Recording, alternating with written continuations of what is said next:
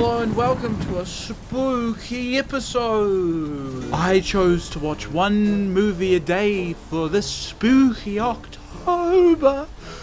I didn't make it. I was like 10 movies out, but I thought it would be fun to talk about some of the movies I saw. I'm gonna have timestamps, so if there's a movie you don't want to have spoiled, just skip ahead, but I'm not guaranteed to talk about spoilers or not. I just don't feel like giving a spoiler for every individual film I talk about, so the first film I kicked off the spooky month was a film called The Pied Piper. It's not a short film, it's a feature film. It's under an hour long. It's a stop-motion film from Czechoslovakia, which I don't think I've ever seen a film from there before. So I actually picked this one up on Blu-ray after I watched it. Thought it was a fantastic little piece. If you're into animation, this movie is gorgeous. It's got some incredible backdrops that were made for it, and there's a lot of live action and elements incorporated as well. The next film was The Bride of Frankenstein from 1935.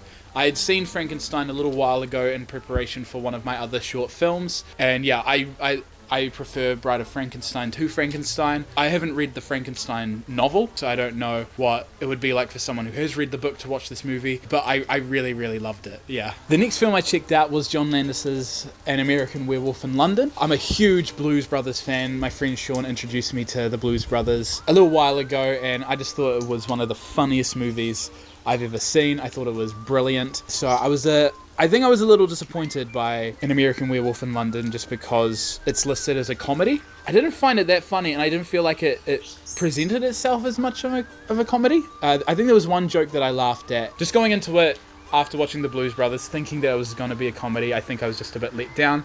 The film does like a lot of cool stuff. There's a lot of really fun practical effects. The main character's friend character who dies at the start of the film, and he sort of comes back, and each time you see him, he's decomposed more, and then it gets to the point that he's just a skeleton puppet. I thought that was awesome. I kind of wish there was more of that sort of stuff. I think just my expectations were a little wrong going into it, and so that tarnished my view on it a little bit, but yeah, pretty decent film. I then watched Peter Jackson's Bad Taste, his first feature film.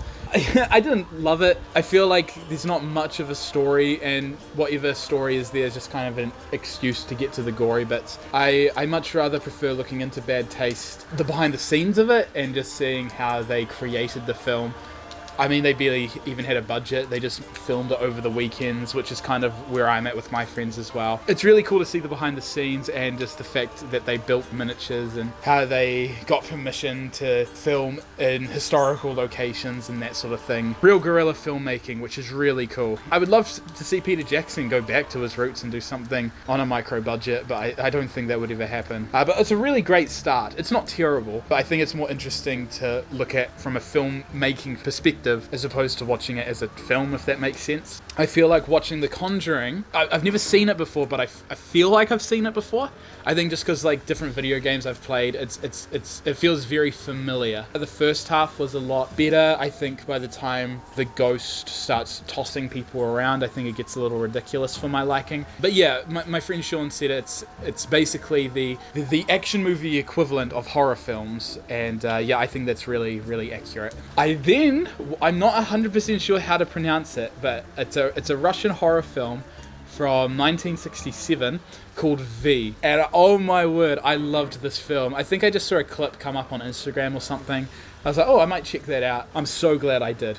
It is such a fun film. I love the main character, I love his performance, and the premise of the film is just great. I'm not going to say too much, just go and watch this film. This is another film that I picked up on Blu-ray. I definitely recommend watching this film. After V, on the same night, I checked out Creepshow, which was a bit of a mistake, going from one high to that. I didn't know it was an anthology going into it. I'm not a huge fan of anthology films, and this one was 2 hours long, and by the last film, I was just completely out of it. I barely remember it. The reason why I checked out the film is because I think it's listed as a comedy, and it's got Leslie Nielsen in it, which was a big selling point for me. I think there were 2 short films before the one he was in, which his one was probably my favorite, but just by then I was just already kind of out of it. Going from that, I checked out Scooby-Doo and the Legend of the Vampire. This film I did add to my watch list because just I knew going into like a lot of horror and stuff, and just with how busy my life can get, it might be nice to have just like an easy, nice watch. I really like the premise of Scooby-Doo.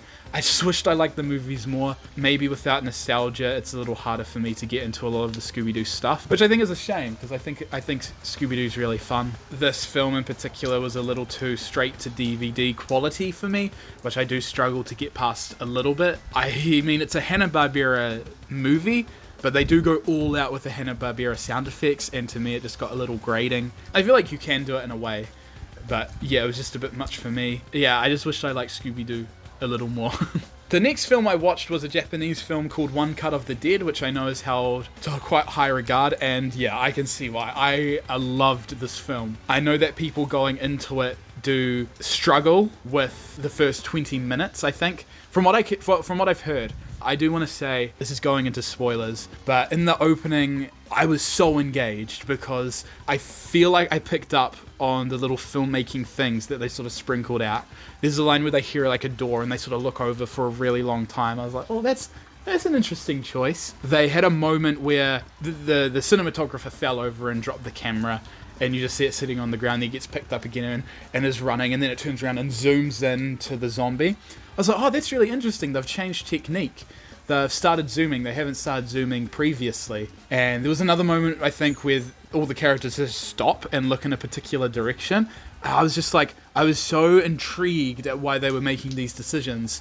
I felt so engaged as a filmmaker. There's like a moment where a character just screams for a really long time, and it's not until that final act that you find out why, and it's pieced all together. It's probably my favorite movie about making movies. I loved it. After that, I watched Critters, which, yeah, it was alright. I then watched Phil Tippett's Mad God, which is a stop motion. It's mostly stop motion, but there's like live action elements as well. I loved the production design. I just wish there was more of a story for me to grasp. I think that's mainly what people talk about when they talk about this film. I would love to see Phil Tippett try another film, maybe one with a bit more story. Not that I didn't like the story. I thought the opening was great, just when it's this guy sort of got the map looking for something. I thought that was really fun. But it sort of splits off and is almost multiple films. The stop motion itself was so smooth. I was trying to figure out if some of it was live action footage or not, and it might be, but he's an incredibly talented man. I watched a little documentary or interview thing about him working on Star Wars and Jurassic Park. He's a genius. I don't know how he does the stuff that he does. I hope he's still working on stuff and still plans to make another film, because I would love to see another film from him. I then watched the Rocky Horror Picture Show. I didn't love it, which I really wish I did, because the performances in this film are great, especially from Tim Curry. He was so fun, so flamboyant, it was awesome. I think I remember one of the songs, but I don't know, I just don't know if I'm a big musical guy. And I really like animated musicals as well, which is really weird, but for some reason, I struggle to connect with live action musicals, so it's probably just a me problem. I then watched a Japanese film called House from 1977. It had some really, really cool production design.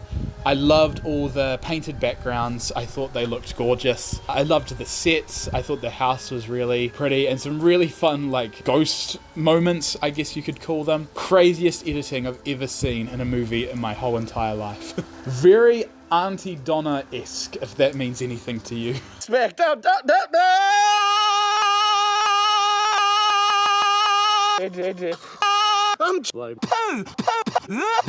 I then watched Donnie Darko. I believe I watched the director's cut to the film. I think it makes a little more sense. Just thinking back on Donnie Darko, there's not a heck of a lot I remember. I remember some core moments. Grace was just bringing up the Smurf scene where they're talking about Smurfs, which I really like. Yeah, she's saying that it's really real.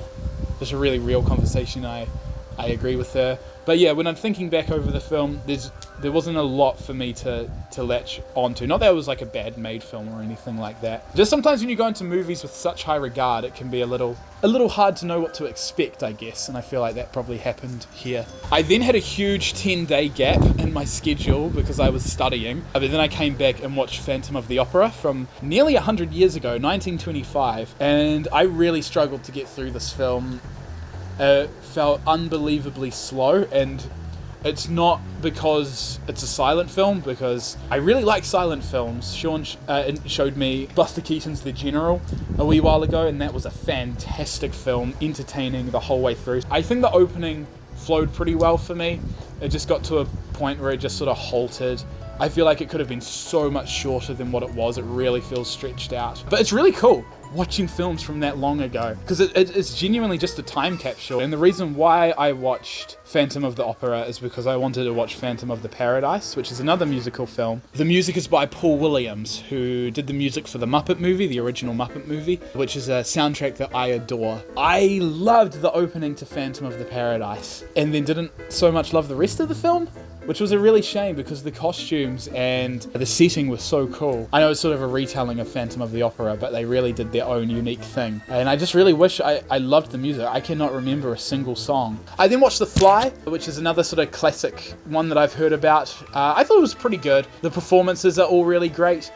I think just my expectation going in, I didn't expect the changeover from human to the fly to be so slow. I thought it was like him going to the machine, boom, he's the fly. Yeah, once he actually turned into the fly fully, I thought it was really cool, but that was only like the last 5 minutes. I then watched American Psycho, which I wouldn't consider a horror, but Letterboxd says it's a horror, so I'm gonna go with that. I loved it. I thought it was great. I thought this movie was so funny. I thought it was so fun. I've never really been a huge fan of Christian Bale, but here, oh my gosh, this is by far my favorite performance by him. He's so over the top, and everyone's so over the top. All the performances are great. The music is incredible. I don't really have anything else to say that hasn't been said already. I can see why people like it. I would then watch Norway, which is a film from 2014, which is a Greek film, which I don't know if I've ever seen a Greek film before. But it's just about this vampire kind of vibing in a club, and then he meets someone and they go on a little job together. And yeah, I thought it was alright. I kind of wish it was more vibey, in a sense. There is a twist at the end that caught me so off guard, and I thought it was just hilarious. But yeah, I didn't love it, but it's an interesting watch. I don't know, if you're interested in films, I would definitely say check it out. I then watched The Happiness of the Katakuris. This is a film that Sean beat me to. I had this one on my list. He beat me to this one. I was watching this movie and I was like, yeah, this is alright. And then a moment happens. I was like, I am on board. This is incredible. Really fun movie. I checked out the Blu-ray and it's a little pricey, but I might try and pick it up at some stage. I definitely recommend this film. It's really fun. The performances are all great. This is a musical and I liked it. I thought it was really good. Not a horror. I would not consider this movie a horror at all. I can see like a couple elements that could be considered horror, but nah, it's it's really not. But it was still a really fun watch. I'm so glad I checked this one out. Highly recommend this one. I finally checked out John Carpenter's The Thing. Incredible watch. I haven't rated it as highly as a lot of other people. I think a lot of the story kind of repeats itself almost, or just the beats. The thing would reveal itself, the characters would look at it for a bit, then they'd burn it. A piece of it would get away. It would reveal itself later on.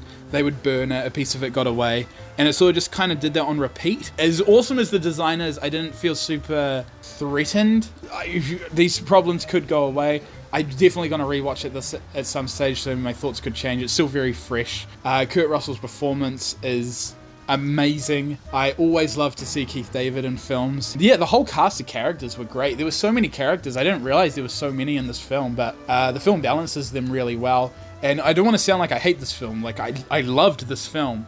It's probably some of the best animatronic and puppetry work that I've seen for a creature. The movement was so realistic. Even like in a film like The Fly, where I loved that design. Like, you could sort of see the head was quite like stiff and was like a robot, an animatronic, but the movement was so real. So those were my watches for this spooky October. What movies did you watch? Let me know in the comments below. I just turned into a YouTuber. Hit that bell, hit subscribe. Did you watch some of these films? Let me know in the comments below.